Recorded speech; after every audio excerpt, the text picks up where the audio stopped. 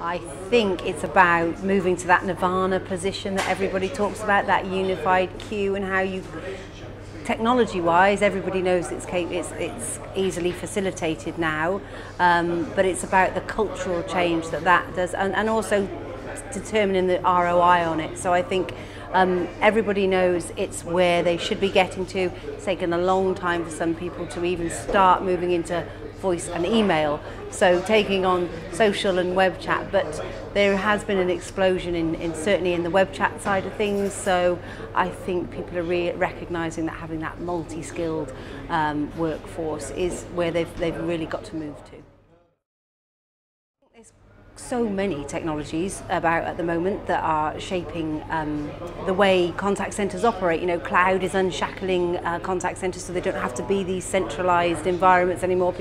Home working is really coming very common now, so that again brings its lots of challenges.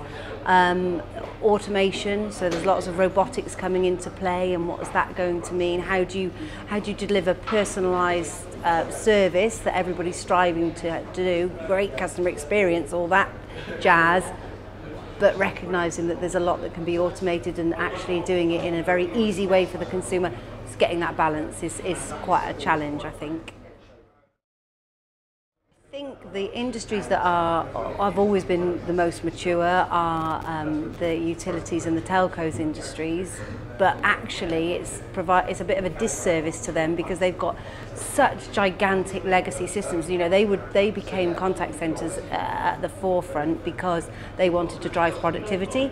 So they've got to that position, they can drive their productivity, but extra channels have come in, and now they're hamstrung because they've got such old legacy infrastructure that really the ones that are really providing exciting, like the AO.com, and there's some really exciting retailers providing great customer service, and they can do so because they can just deploy a nice cloud-based application into their contact centre and reap the benefits very quickly. So I think it's going to be interesting with the new data protection regulations, GDPR coming out. The clock is very much ticking on that at the moment. So if you think about the Yahoo data breach, I think consumers are becoming much more aware about their data and its privacy. So you've got new regulation coming out about PCI, the change in PCI compliance and what that means, and then GDPR as well.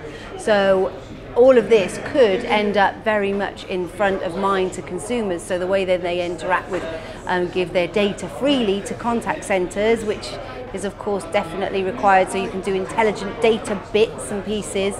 I think that's going to come into under a bit more scrutiny from the public, so might make contact centres a bit harder to deliver a personalised service.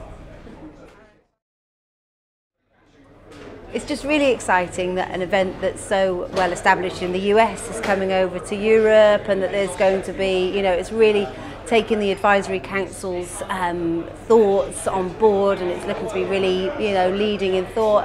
There's lots of opportunities for people to learn more, network more. I'm really looking forward to it. So yeah, it's exciting.